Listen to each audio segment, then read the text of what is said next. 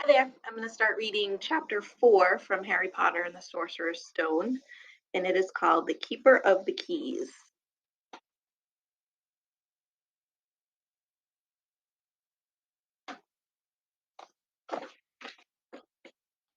Boom! They knocked again. Dudley jerked awake. Where's the cannon? He said stupidly. There was a crash behind them, and Uncle Vernon came skidding into the room. He was holding a rifle in his hands. Now they knew what had been in the long, thin package he had brought with them. Who's there? He shouted. I warn you, I'm armed. There was a pause, then smash! The door was hit with such force that it swung clean off its hinges with a deafening crash, landed flat on the floor. A giant of a man was standing in the doorway. His face was almost completely hidden by a long, shaggy mane of hair and a wild, tangled beard, but you could make out his eyes, glinting like black beetles under all the hair. The giant squeezed his way into the hut, stooping so that his head just brushed the ceiling. He bent down, picked up the door, and fitted it easily back into its frame. The noise of the storm outside dropped a little. He turned to look at them all. Couldn't make us a cup of tea, could you? It's not been an easy journey. He strode over to the sofa where Dudley sat frozen with fear. Budge up, you great lump, said the stranger. Dudley squeaked and ran to hide behind his mother, who was crouching, terrified, behind Uncle Vernon. And here's Harry, said the giant. Harry looked up into the fierce, wild, shadowy face and saw that the beetle eyes were crinkled in a smile. Last time I saw you, you was only a baby, said the giant. You look a lot like your dad, but you've got your mum's eyes. Uncle Vernon made a funny, rasping noise. I demand that you leave at once, sir, he said. You are breaking and entering. Ah, shut up, Dursley, you great prune, said the giant. He reached over the back of the sofa, jerked the gun out of Uncle Vernon's hands, bent it into a knot as easily as if it had been made of rubber, and threw it into a corner of the room. Uncle Vernon made another funny noise, like a mouse being trodden on. Anyway, Harry, said the giant, turning his back on the Dursleys, a very happy birthday to you. Got something for you here. I might have sat on it at one point, but it'll taste all right. Picture, nice picture of Hagrid and Harry.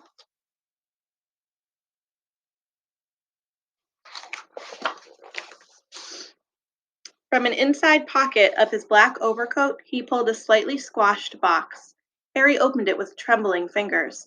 Inside was a large, sticky chocolate cake with Happy Birthday Harry written on it in green icing. Harry looked up at the giant.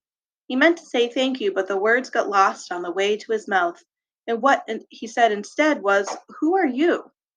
The giant chuckled. True, I haven't introduced myself. Rubeus Hagrid, keeper of keys and grounds at Hogwarts. He held out an enormous hand and shook Harry's whole arm.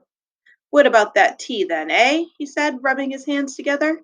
I'd not say no to something stronger if you've got it, mind. His eyes fell on the empty grate with the shriveled crisp packets in it, and he snorted. He bent down over the fireplace. They couldn't see what he was doing, but when he drew back a second later, there was a roaring fire there. It filled the whole damp hut with flickering light, and Harry felt the warmth wash over him as though he'd sunk into a hot bath. The giant sat back down on the sofa, which sagged under his weight, and began taking all sorts of things out of the pockets of his coat. A copper kettle, a squashy package of sausages, a poker, a teapot, several chipped mugs, and a bottle of some amber liquid which he took a swig from before starting to make tea. Soon the hut was full of the sound and smell of sizzling sausage. Nobody said a thing while the giant was working, but as he slid the first 6 fat, juicy, slightly burnt sausages from the poker, Dudley fidgeted a little. Uncle Vernon said sharply, Don't touch anything he gives you, Dudley. The giant chuckled darkly. Your great puddin' of a son don't need fattening any more, Dursley. Don't worry. He passed the sausages to Harry, who was so hungry he had never tasted anything so wonderful, but he still couldn't take his eyes off the giant. Finally, as nobody seemed about to explain anything, he said, I'm sorry, but I still don't really know who you are. The giant took a gulp of tea and wiped his mouth with the back of his hand. Call me Hagrid, he said. Everyone does. And like I told you, I'm keeper of keys at Hogwarts. You'll know all about Hogwarts, of course. No, said Harry. Hagrid looked shocked. Sorry, Harry said quickly. Sorry, barked Hagrid, turning to stare at the Dursleys, who shrank back into the shadows. It's them as should be sorry. I knew you weren't getting your letters, but I never thought you wouldn't even know about Hogwarts for crying out loud. Did you never wonder where your parents learnt it all? All what? Asked Harry. All what? Hagrid thundered. Now, wait just 1 second. He had leapt to his feet. In his anger, he seemed to fill the whole hut. The Dursleys were cowering against the wall. Do you mean to tell me, he growled at the Dursleys, that this boy knows nothing about anything? Harry thought this was going a bit far.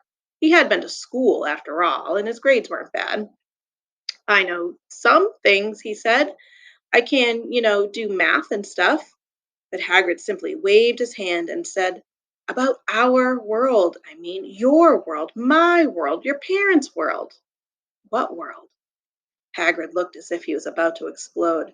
Dursley, he boomed. Uncle Vernon, who had gone very pale, whispered something that sounded like Mimblewimble.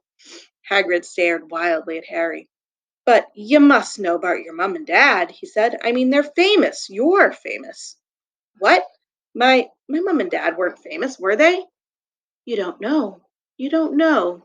Hagrid ran his fingers through his hair, fixing Harry with a bewildered stare. You don't know what you are? He said finally. Uncle Vernon suddenly found his voice. Stop, he commanded. Stop right there, sir. I forbid you to tell the boy anything. A braver man than Vernon Dursley would have quailed under the furious look Hagrid now gave him. When Hagrid spoke, his every syllable trembled with rage. You never told him what was in the letter Dumbledore left for him? I was there. I saw Dumbledore leave it, Dursley, and you've kept it from him all these years? Kept what from me? Said Harry eagerly. Stop, I forbid you, yelled Uncle Vernon in panic.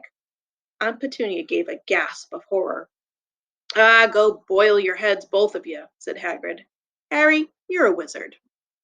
There was silence inside the hut. Only the sea and the whistling wind could be heard. I'm a what? Gasped Harry. A wizard, of course, said Hagrid, sitting back down on the sofa, which groaned and sank even lower. And a thumping good one, I'd say, once you've been trained up a bit. With a mum and dad like yours, what else would you be? And I reckon it's about time you read your letter. Harry stretched out his hand at last to take the yellowish envelope addressed in emerald green to Mr. H. Potter, the floor, hut on the rock, the sea. He pulled out the letter and read, Hogwarts School of Witchcraft and Wizardry. Headmaster Albus Dumbledore, Order of Merlin, First Class, Grand Sorcerer, Chief Warlock, Supreme Mugwump, International Confederation of Wizards. Dear Mr. Potter, we are pleased to inform you that you have a place at Hogwarts School of Witchcraft and Wizardry. Please find enclosed a list of all necessary books and equipment. The term begins on the 1st of September. We await your owl no later than the 31st of July. Yours sincerely, Minerva McGonagall, Deputy Headmistress.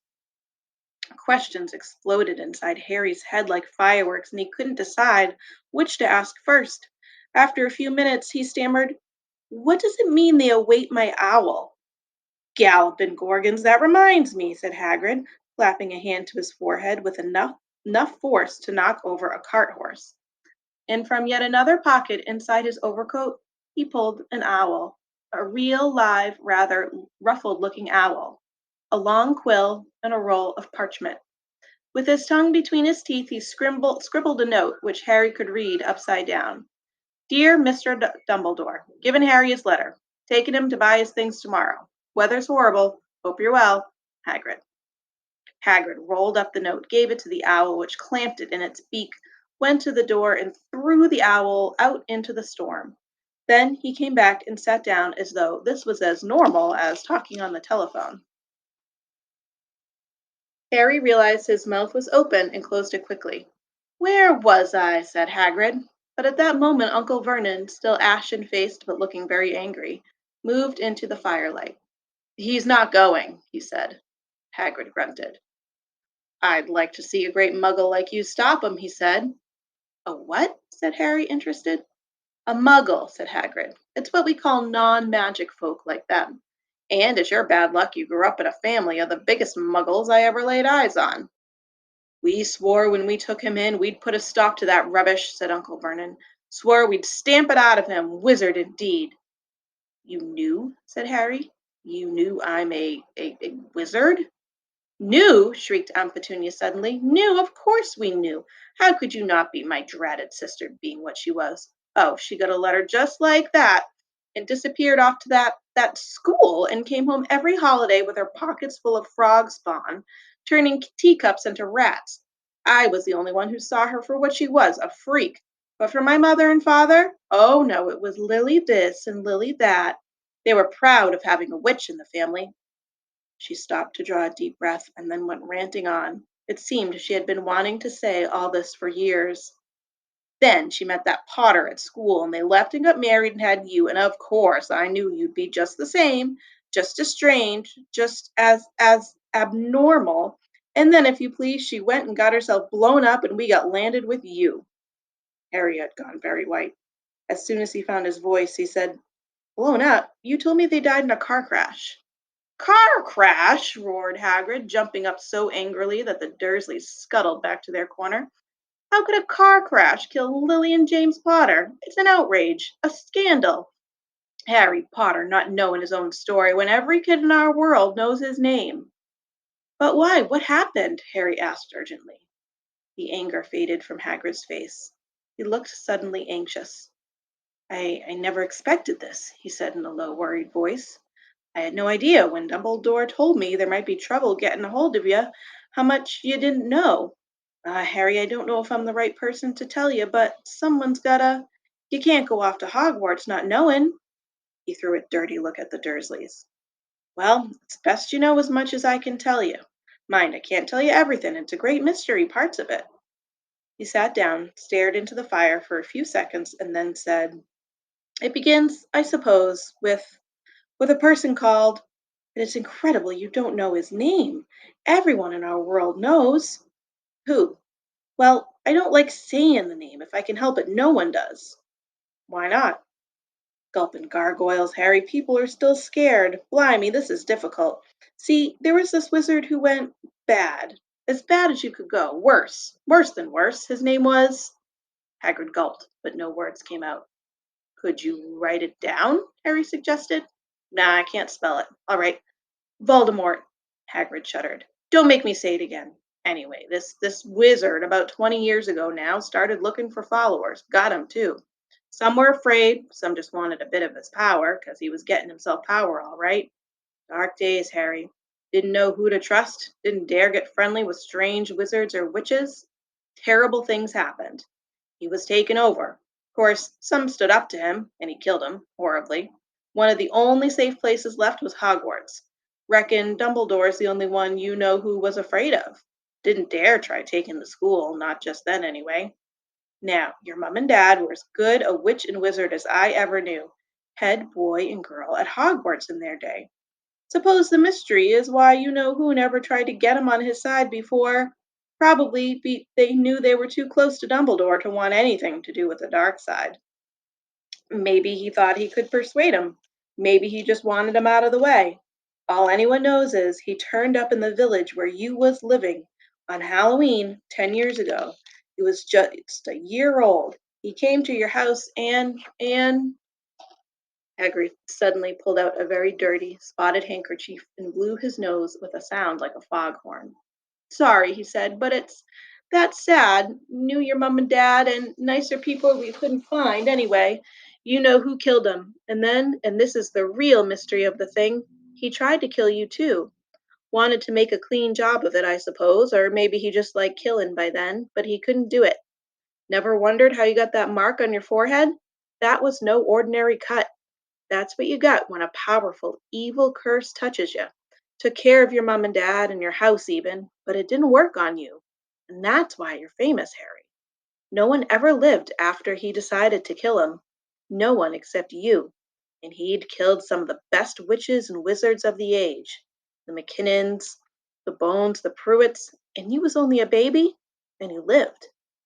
Something very painful was going on in Hagrid's mind.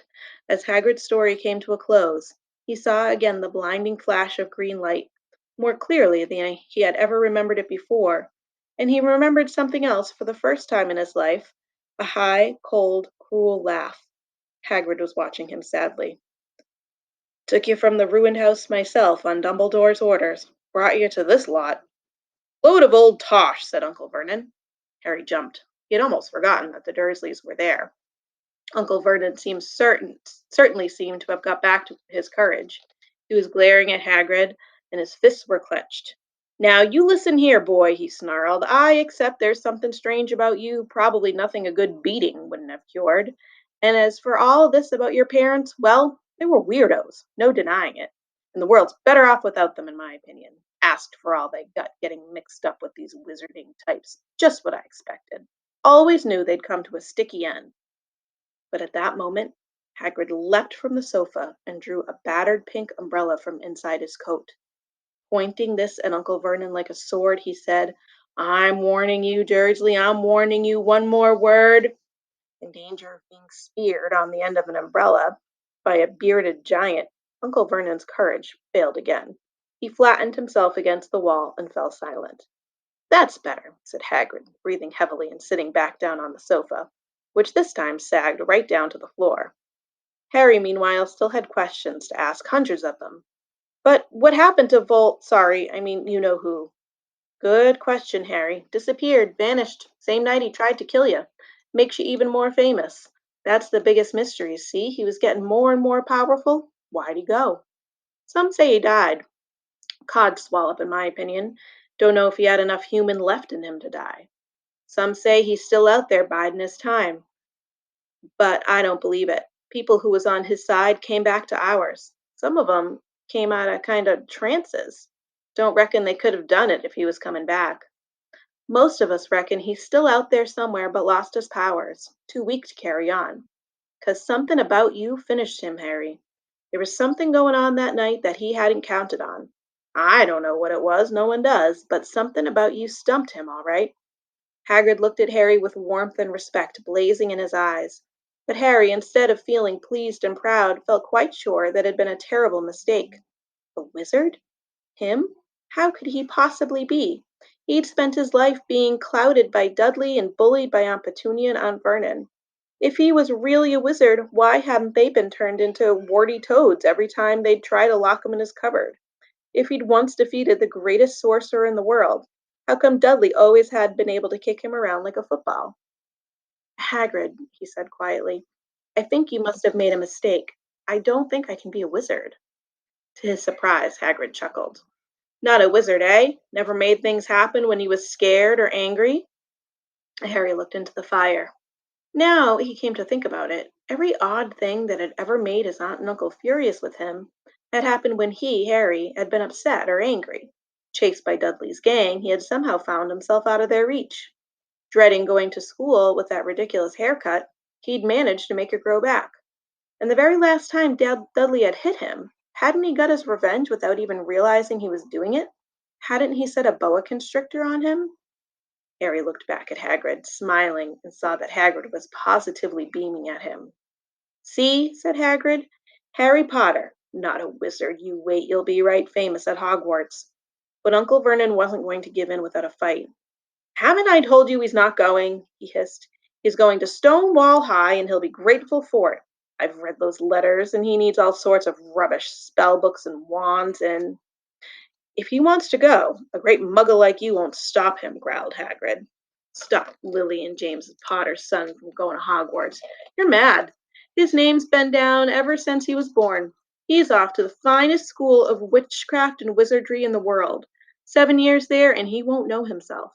He'll be with youngsters of his own sort for a change, and he'll be under the greatest headmaster Hogwarts ever had, Albus Dumbledore. I am not paying for some crackpot old fool to teach him magic tricks, yelled Uncle Vernon. But he had finally gone too far.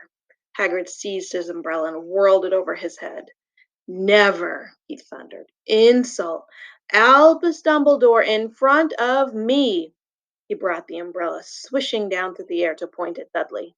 There was a flash of violet light, A sound like a firecracker, a sharp squeal, and the next second, Dudley was dancing on the spot with his hands clasped over his fat bottom, howling in pain. When he turned his back on them, Harry saw a curly pig's tail poking through a hole in his trousers. Uncle Vernon roared. Pulling Aunt Petunia and Dudley into the other room, he cast one last terrified look at Hagrid and slammed the door behind them. Hagrid looked down at his umbrella and stroked his beard. "Shouldn't have lost me temper," he said ruefully. "But it didn't work anyway. Meant to turn him into a pig, but I suppose he was so much like a pig anyway, there wasn't much left to do." He cast a sideways look at Harry under his bushy eyebrows. Be grateful if you didn't mention that to anyone at Hogwarts," he said. "I'm not supposed to do magic, strictly speaking. I was allowed to do a bit to follow you and get your letters to you and stuff. One of the reasons I was so keen to take on the job." "Why aren't you supposed to do magic?" asked Harry. "Oh, well, I was at Hogwarts myself, but I got expelled, to tell you the truth, in my third year. They snapped my wand in half and everything. But Dumbledore let me stay on as gamekeeper. Great man, Dumbledore." "Why were you expelled?" "It's getting late, and we've got lots to do tomorrow," said Hagrid loudly. "Gotta get up to town, gotta get your books and all that." He took off his thick black coat and threw it to Harry. "You can kip under that," he said. "Don't mind if it wriggles a bit. Think I still got a couple of dormice in one of the pockets." And you can see Dudley with the tail. See if I can get this just right.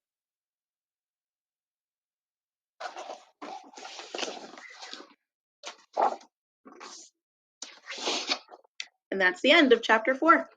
See you next time.